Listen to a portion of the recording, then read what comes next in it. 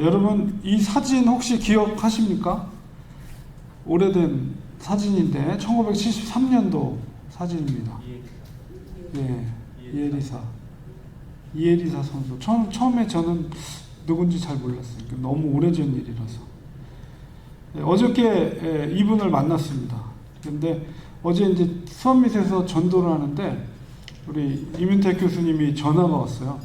그래서 오늘 이민택 교수님이랑 제 금요일날 이렇게 탁구를 치거든요. 왜냐하면 그 운동하고 나서 교수회의를 거기서 해요. 그래서 어쩔 수 없이 제가 운동을 잘 못하지만 가서 이렇게 하는데 워낙 이제 탁구를 좋아하시니까 저희 사이프러스 쪽에서 이게 벌써 50년이 됐어요. 그래서 50주년 기념으로 이제 이 사람의 탁구 선수권, 아마추어 선수권 대회를 공원에서 개최가 됐습니다. 그래서 임 교수님께서 저도 좀 같이 가자고 그래가지고 전도 마치자마자 이제 같이 가서 이제 그분을 이 에리사 지금 이제 교수님 그 이후에는 국회의원도 하시고 여러 가지 활동을 많이 하셨는데 이분을 만났어요. 근데 1973년도에 사라예보에서 국제 탁구 대회가 있었는데 그때 한국이 중국도 깨고 결승에서 일본을 물리쳤습니다. 그러니까는 구기 종목에서는 한국 건국 이래 최초로 우승을 차지한 거예요. 더군다나 결승전에서 일본을 깨고 우승을 차지했으니 이 얼마나 나라가 그때는 뒤집혔다고 그래요. 사실은 저는 너무 어린 나이여서 73년이면은 진짜 어린 나이였죠. 근데 어르신들은 아마 이 사건을 다 기억하고 계시더라고요. 네, 그래서 특히나 예선 19경기를 전승을 했다고 합니다. 예선을 했는데 이 에리사 선수 때문에 두 사람 같이 하는 분들은 저도 상관없이 다 이겼기 때문에 결국은 우승을 차지하게 됐어요. 그래서 저는 이제 만나기 전에 이제 질문을 준비를 했습니다. 1973년이면 그러니까 6.25 전쟁 이후 20년이잖아요. 그러면 20년 동안에 우리 대한민국이 얼마나 힘들고 어려운 시절입니까, 그때.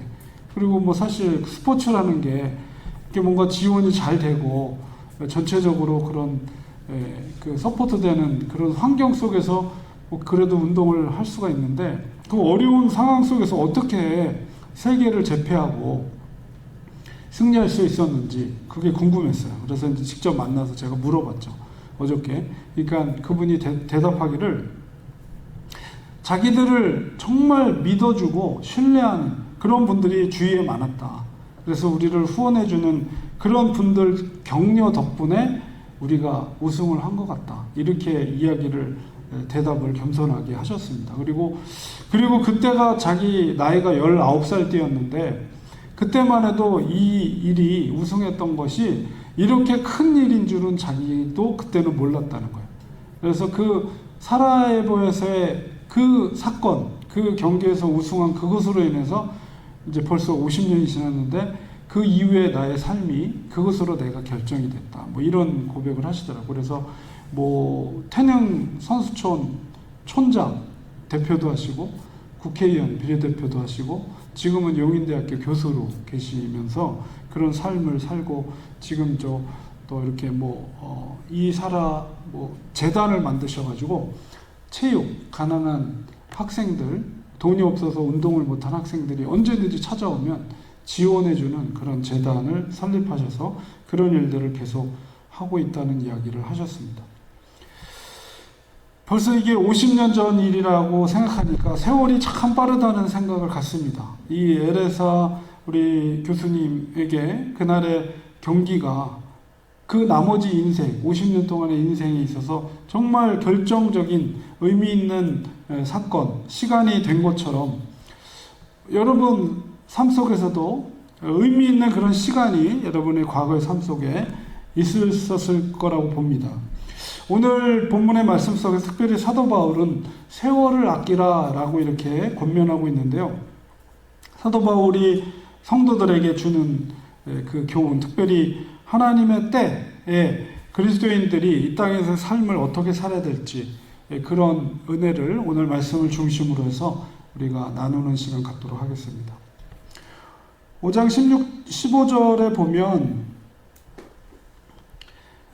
바울은 세월을 아끼라 라는 말을 하기에 앞서서 15절에서 지혜 있는 자가 될 것을 권면하고 있어요. 지혜 있는 자는 과연 어떤 자인가? 라고 했을 때 15절을 중심으로 보면 너희가 어떻게 행할지를 자세히 주의하여 지혜 있는 자가 되라. 이렇게 말하고 있죠. 그러니까 이 땅에 살고 있는 우리 많은 사람들, 인생들이 있지만 그 중에서 특별히 믿음의 삶을 살고 있는 그리스도인들은 이 땅에서 우리가 어떻게 행해야 할지에 대한 것을 주의 깊게 알아야 된다라는 것을 말하고 있어요. 그것이 지혜 있는 자다라는 것이죠. 그래서 어떻게 그리스도인들이 살아야 할 것인가? 바로 이어지는 16절 말씀 속에서 세월을 아끼라라고 구체적으로 말하고 있습니다.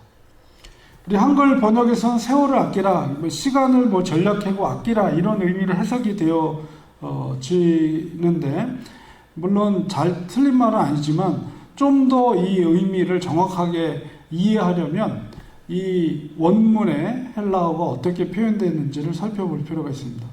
여기서 세월이라는 말은 이제 카이로스라는 헬라어를 쓰고 있어요. 성경에 보면 시간의 개념을 두 헬라어로 쓰는데 이제 오늘 본문에 있는 것이 이제 카이로스지만 우리가 보통 몇 시냐 시간을 물어볼 때 그 시간의 개념은 이제 크로노스라는 헬라어를 씁니다. 성경에도 그 두 가지 단어를 동시에 사용하는데 여기서는 카이로스, 바로 이 카이로스는 하나님의 때를 말해요. 하나님의 때. 이것은 하나님의 시간입니다. 그래서 예를 들어서 우리가 재림의 때라고 했을 때 그 때는 바로 이 하나님의 카이로스의 때를 말하는 거예요. 그리고 세월을 아끼라라고 했을 때 아끼라라는 헬라어 단어는 이것을 값을 치르다, 값을 치르고 사다, 소위 이제 우리가 예수님의 구속하다라는 그 동일한 의미를 갖고 있어요. 그러니까 이 세월을 아끼라라는 뜻은 하나님의 시간을 값을 주고 사라라는 의미가 담겨져 있습니다. 하나님의 때를 보고 하나님 앞에 가치 있는 인생을 살라는 것입니다. 세월을 아끼라라는 의미는. 그러니까 그리스도인들은 항상 깨어서 하나님의 때, 카이로스의 하나님의 때를 우리는 보아야 합니다. 우리 세상에 물론 시간도, 크로노스의 시간도 중요하지만 더 중요한 것은 카이로스, 바로 하나님의 때를 분별하고 두렵고 떨림으로 하루하루를 살아가는 것입니다. 우리의 생명이 끝나는 그 타이밍, 그것은 카이로스의 때, 하나님의 때입니다. 누구에게나 우리가 알지 못하는 그 순간이 찾아오죠. 하나님의 때가 이르게 됩니다. 그러므로 하나님께서 우리에게 허락하신, 우리에게 크로노스의 시간이 있어요. 그 시간도 우리는 헛되게 보내서는 안 되는 것입니다. 그리고 이어지는 말씀 속에 때가 악하다 이렇게 말하고 있어요. 때라는 것은 낮 혹은 하루라는 의미를 갖고 있어요. 하루하루가 악한 시대에서 그리스도인들은 살아가기 때문에 하나님의 때를 바라보면서 우리는 지혜롭게 살아야 하는 것입니다. 많은 목회자들이 지금은 종말의 때라는 말을 합니다. 지구촌에서 일어나는 사건들을 보면 예사롭지가 않기 때문에요. 물론 과거에도 그런 일들이 있었지만 그러나 오늘날처럼 너무나도 빈번하고 그러면서도 동시다발적으로 일어나는 경우는 드뭅니다. 여러분도 뉴스를 보셔서 아시겠지만 저 북아프리카의 리비아에서는 홍수로 인해서 2만 명이 희생당했다고 그러죠. 그리고 또 역시 아프리카 모로코에서는 거의 123년 만에 엄청난 지진으로 인해서 3천여 명이 사망했다고 합니다. 여전히 우크라이나와 러시아 전쟁이 있고 얼마나 기름값이 치솟고 있습니까? 6불이 넘었어요. 이게 다 전쟁으로 인해서, 그리고 북한은 계속해서 대륙간 탄도미사일 그리고 핵을 무장하려고 그러고 계속 그런 전쟁의 그런 그 두려움들, 이런 것들이 전 세계 곳곳에 언제 터질지 모르는 그런 문제들이 있습니다. 전쟁과 기근, 홍수, 이 모든 것들이 성경에 보면 종말의 징조들이에요. 그리고 또 놀라운 것은 이스라엘의 엄청난 변화들이 지금 이루어지고 있어요. 이스라엘의 변화는 중요한 종말의 신호입니다. 세계에 흩어져 있는 유대인들이 다시 고토 땅 예루살렘으로 되돌아가는, 회귀하는, 보통 알리아 운동이라고 하는데요. 그런 일들이 대대적으로 이루어지고 있어요. 그게 성경에 예언된 말씀이에요. 그들이 다시 고토로 돌아올 것이다. 이런 시대 속에서 우리는 살아가고 있습니다. 분명히 우리는 종말의 때를 살아가고 있는 것입니다. 지금은 하나님의 때를 분별하고 깨어서 기도할 때요. 5장 17절에 그러므로 어리석은 자가 되지 말고 오직 주의 뜻이 무엇인가 이해하라, 이렇게 말하고 있습니다. 하나님의 때를 분별하지 못하는 것은 어리석은 자가 되는 것입니다. 우리는 그런 어리석은 자가 되서는 안 됩니다. 지혜로운 자가 되어야 됩니다. 구체적인 방법은 17절의 후반부에 뭐라고 그랬습니까? 오직 주의 뜻이 무엇인지 이해하라, 이렇게 당부하고 있어요. 우리 에베소서 전체가 6장으로 구성되어 있는데요. 에베소서의 전체적인 주제는 바로 성도, 그러니까 교회와 예수 그리스도의 연합이에요. 하나됨. 이것이 에베소서 전체의 핵심적인 메시지입니다. 그래서 우리 렌초하님 교회가 제가 말씀드리지만 처음에 우리 첫 예배를 드릴 때, 수예배 드릴 때 우리가 수요일 날 했던 말씀이 에베소서를 제가 강독을 했죠. 교회와 예수 그리스도의 연합을 설명하기 위해서. 그리고 이제 6장으로 구성되어 있지만 항상 바울의 서신서는 이제 절반 두 부분으로 나눠져요. 그래서 1장에서 3장까지, 그리고 4장에서 6장까지. 앞에는 교리적인 부분, 뒤에는 그 교리를 중심으로 해서 어떻게 구체적으로 그리스도인이 살아갈 것인가에 대한 실천적인 부분. 예, 이게 바로 사도 바울의 서신의 특징입니다. 그래서 에베소서도 역시 1장에서 3장까지는 바로 예수 그리스도가 어떻게 교회를 위해서 희생됐고 어떻게 십자가 사건을 통해서 우리 성도들과 하나가 되었는지 그런 교리적인 부분을 설명하고 있고요. 4장에서 6장까지, 오늘 읽은 부분이 5장인데 이 구체적으로 우리가 그렇기 때문에 예수 그리스도로 말미암아 옛사람을 벗어버리고 새로운 새 사람이 되었고 빛의 자녀들이 되었다. 우리는 빛의 열매를 드러나야 된다. 이렇게 구체적으로 우리가 어떻게 살아야 될지를 이제 사도 바울이 4장, 6장에서 말하고 있어요. 특별히 성령으로 그리스도와 연합된 성도들은 먼저 주님의 뜻이 무엇인지를 이해해야 한다고 말하고 있습니다. 그거는 이제 교회 공동체적인 이해와 함께 각각 그리스도인들이 그 주님의 뜻에 대한 이해를 갖고 있어야 된다는 것이죠. 예수님의 주님의 뜻을 이해하기 위해서 사도 바울은 5장 18절 이어지는 말씀 속에서 너희들이 술 취하지 말고 오히려 성령의 충만함을 받으라, 이렇게 당부하고 있어요. 우리가 술에 취하는 것은 술의 역사가 엄청나게 길죠. 술이라는 것은 육체적인 즐거움을 위해 사는 대표적인 행동입니다. 근데 이 술에 취하는 것은 그것으로 인해서 나타나는 부작용이 너무나도 많아요. 사람마다 이렇게 술에 취하면 주정부리를 하잖아요. 술주정. 근데 정말 다양한 형태의 술주정을 하죠. 어떤 사람들은 쓸데없는, 아주 조용했던 사람들이 술만 먹으면 술을 막 계속 이야기하고 욕설을 뱉어내고, 또 어떤 사람은 자기 몸을 가누지 못해가지고 비틀비틀 거리고 옆에 사람 막 툭툭 건들고, 심지어는 어떡하십니까? 다른 사람을 막 때리는 사람도 있어요. 그게 술에 취하면 절대로 사람이 온전할 수가 없어요. 특별히 하나님의 뜻을, 주님의 뜻을 분별하기 위해서는 우리는 그런 옛사람을 벗어버릴 것을 사도 바울이 당부하고 있는 거예요. 대신에 뭐라고요? 그리스도인들이 추구해야 될 것은 성령으로 충만을 받아라, 이렇게 바울은 말하고 있습니다. 이게 충만이라는 말은 우리가 물이 출렁출렁 이렇게 큰 항아리에 가득 채워서 출렁출렁 돼가지고 넘쳐 흐르는 그런 의미가 이제 충만이죠. 그래서 이 성령 충만이라는 것은 우리와 함께 하신 그 성령님께서 우리의 생각과 마음을 전적으로 다스리는 상태를 의미합니다. 그래서 우리는 성령 충만을 사모해야 돼요. 성령 충만에 대해서 우리는 간절함이 있어야 합니다. 하나님의 뜻에 합당한 기도를 드릴 때 하나님께서 반드시 그 기도를 응답해 주신다고 약속해 주셨어요. 이 성령의 충만함이야말로 하나님의 분명한 뜻입니다. 그렇기 때문에 우리가 간절함으로 기도할 때 하나님은 우리에게 성령 충만함을 응답해 주십니다. 우리는 믿고 사모하는 마음으로 날마다 성령 충만함을 위해서 기도해야 돼요. 하나님 반드시 응답해 주세요. 성령 충만하기 위해서 또한 우리에게 숨겨진 죄악을 또한 낱낱이 고백해야 됩니다. 죄가 있는 곳에 성령의 충만함이 함께 있을 수 없어요. 성령 충만함을 위해서 우리는 죄를 회개해야 합니다. 하나님은 정결하게 준비된 그릇을 사용하세요.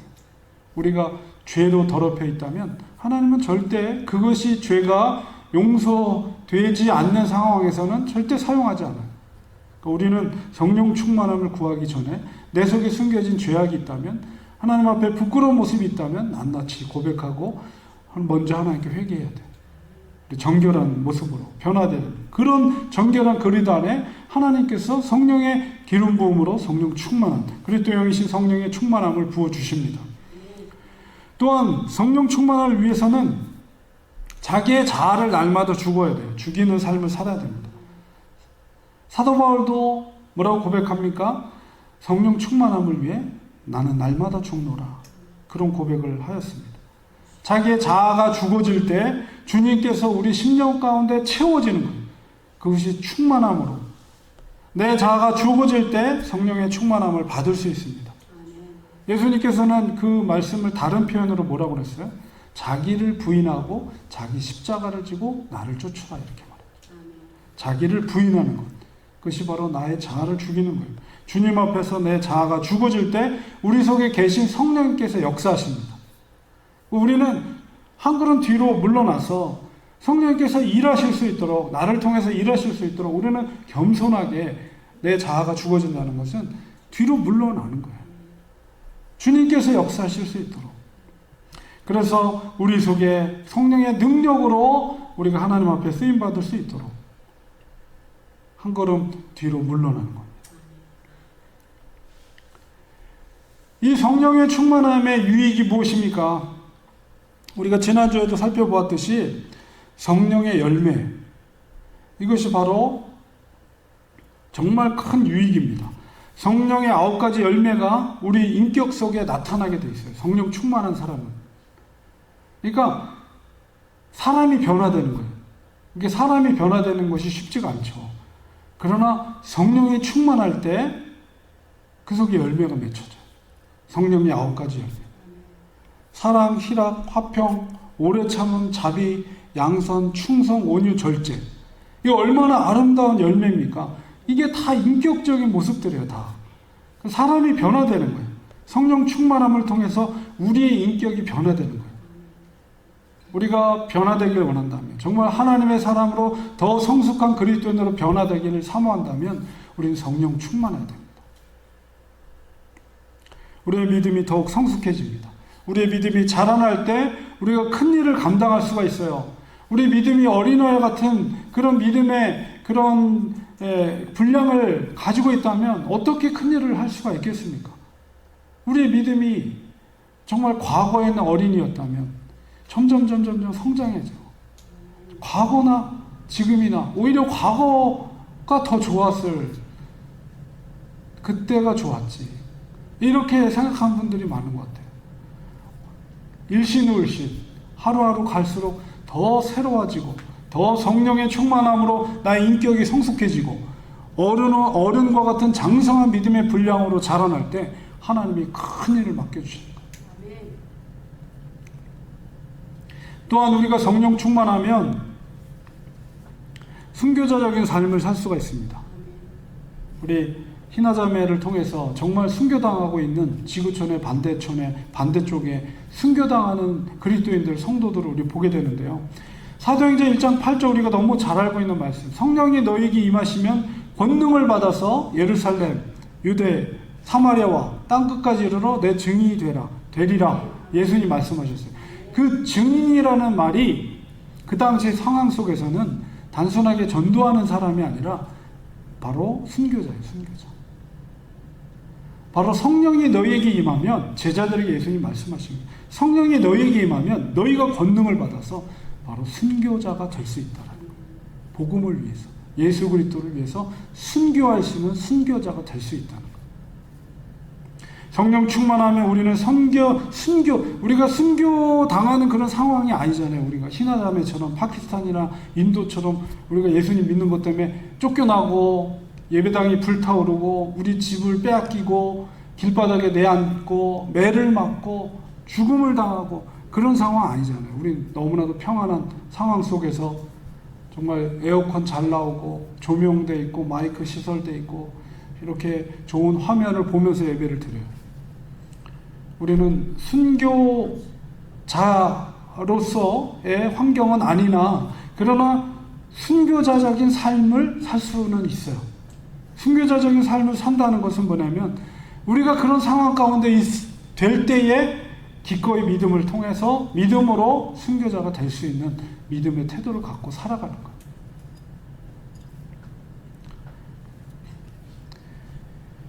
성령 충만하면 우리는 그렇게 할 수 있어요. 말씀이 우리에게 약속하고 있어요. 성령이 너에게 임하면 권능을 받는다. 그 권능은 하늘과 땅의 모든 권세를 가지신 예수님께서 우리에게 부어주시는 권능이에요. 세상에 감당할 수 없는 권능을 우리 성도들에게, 그리스도인들에게 부어주시겠다. 그래서 너희가 예루살렘으로부터 땅끝까지 내 증인이 될 것이다. 내 순교자가 될 수 있다. 주님이 그렇게 말씀하신 것입니다. 우리는 그런 삶을 살 수 있습니다. 성령 충만할 때 그렇게 될 줄 믿습니다.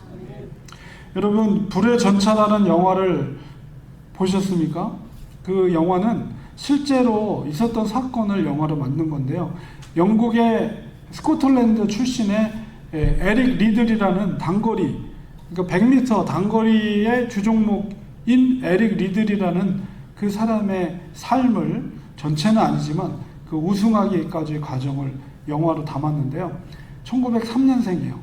1945년에 돌아가셨는데 그분은 금메달을 딸 수 있는 정말 그런 기량을 갖고 있는 실력자였고 세계 언론이 그가 100m에 출전하면 반드시 그가 금메달을 딸 수 있을 것이다 라고 모든 세계 언론이 그를 그렇게 평가했습니다. 그런데 주종목 경기가 있는 그 파리 올림픽 대회 1924년에 100m 경기가 주일날 경기가 있는 거예요. 그러니까 이분은 철저하게, 그 아버님이 선교사님이었어요. 중국 선교사님. 선교사의 아들이었는데 자기는 경기에 뛰지 않겠다. 주일날이기 때문에. 난 그때 교회에 가서 하나님 앞에 예배드리겠다. 완전 영국 난리가 났어요, 지금. 어떻게 그럴 수가 있느냐. 정말 아주 치졸한 종교인이라면서 영국의 언론들이 어떻게 개인의 어떤 신앙 그런 것 때문에 국가 대표로 나가가지고 너가 그럴 수 있느냐 그러면서 국가의 배신자다 막 그러면서 언론에서 막 그렇게 하고 심지어는 엘리자베스 여왕이 전화를 해서 뛰어주면 좋겠다고 했지만은 에릭 리들은 나는 뛰지 않겠습니다. 결국 안 뛰었어요. 뭐 100m는 날라갔죠. 그가 주종목으로 훈련했던 그 경기인데, 근데 우여곡절 끝에 그의 주종목이 아닌 400m 경기에 출전하게 됐습니다. 근데 거기서 사실은 자기가 400m는 준비하지 않았거든요. 100m 단거리 선수가 400m를 뛰는 것은 사실은 쉽지 않은 일인데 그는 거기서 금메달을 땄어요. 영국의 영웅이 됐습니다. 그는 자기는 100m 그리고 나머지 300m 최선을 다해서 뛰었고 마지막은 정말 주님이 주시는 능력으로 뛰었다 이런 고백을 하는데 그가 그런 그 영광의 자리 모든 사람들이 존경받고 우러름을 받는 영국 육상의 어떤 지도자로서의 안락한 삶을 그 길을 그는 걷지 않았습니다. 그는 그 길을 포기하고 여동생과 함께 아버지가 사역하고 있었던 중국으로 들어갔어요. 텐진, 중국 텐진으로 들어가서 기차를 타고 그렇게 들어가서 그곳에 있는 중국 사람들, 그 중일 전쟁으로 인해서 많은 피해를 당하고 또 고통을 당하고 또 일본에 의해서 포로 수용소에 갇혀 있는 그 중국의 포로들, 그도 그 포로 수용소에 들어가서 그 사람들을 돌보는 일을 했어요. 그리고 결국은 그 열악한 환경 속에서 후두염과 독감에 걸려서 1945년 그의 나이 42세에 거기서 마지막 생을 마무리했습니다. 에릭 리들은 세상의 부귀영화를 누릴 수 있는 길을 포기하고 순교자적인 삶을 살았어요. 그가 그렇게 할 수 있었던 것은 바로 성령의 사람이었기 때문에 그렇습니다. 우리들도 성령의 사람이 되어야 됩니다. 성령 충만함을 받아야 됩니다. 성령 충만함을 받을 때 하늘의 권능으로 하나님의 그때 카이로스의 때를 분별하면서 이 땅에 사는 동안 정말 하나님의 위대한 일들을 우리가 감당할 수가 있게 되는 것입니다. 믿음으로 우리는 그걸 바라봐야 돼요. 세상의 것들을 바라보는 것이 아니라 영원히 살게 될 예수 그리스도 앞에서 받게 될 그 생명의 면류관을 바라보면서 우리는 믿음의 길을 가야 돼요. 날마다 우리는 성령 충만하면 그런 삶을 살아야 됩니다. 우리는 성령 충만을 사모하시고 주님이 주시는 그 권능으로 세상에 감당할 수 없는 에릭 리들과 같은 위대한 하나님의 사람들이 되시기를 간절히 주님의 이름으로 축원드립니다. 기도하겠습니다.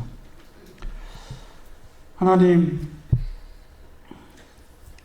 주님께서 제자들에게 약속하신 성령님께서 우리와 함께 하심을 고백합니다. 성령이 너에게 임하시면 너희가 권능을 받아서 예루살렘으로부터 유다와 사마리아 땅끝까지 이르러 내 증인과 또한 나를 위한 순교자가 될 수 있다 라고 예수님이 말씀하셔 주셨습니다. 주님, 이 땅에 살아가면서 우리는 편안한 상황 속에 살아가고 있지만 우리는 또한 순교자적인 삶을 살 수 있는 믿음을 우리에게 허락해 주시옵소서. 성령의 충만함을 통해서 우리가 능히 그런 상황 가운데 있을 때 주를 위해, 예수를 위해 우리의 죽음, 목숨까지라도 내려놓을 수 있는 그런 순교자적인 삶을 살 수 있는 우리 모든 성도님이 될 수 있도록 축복하여 주시옵소서. 예수님의 이름으로 기도드리옵나이다. 아멘.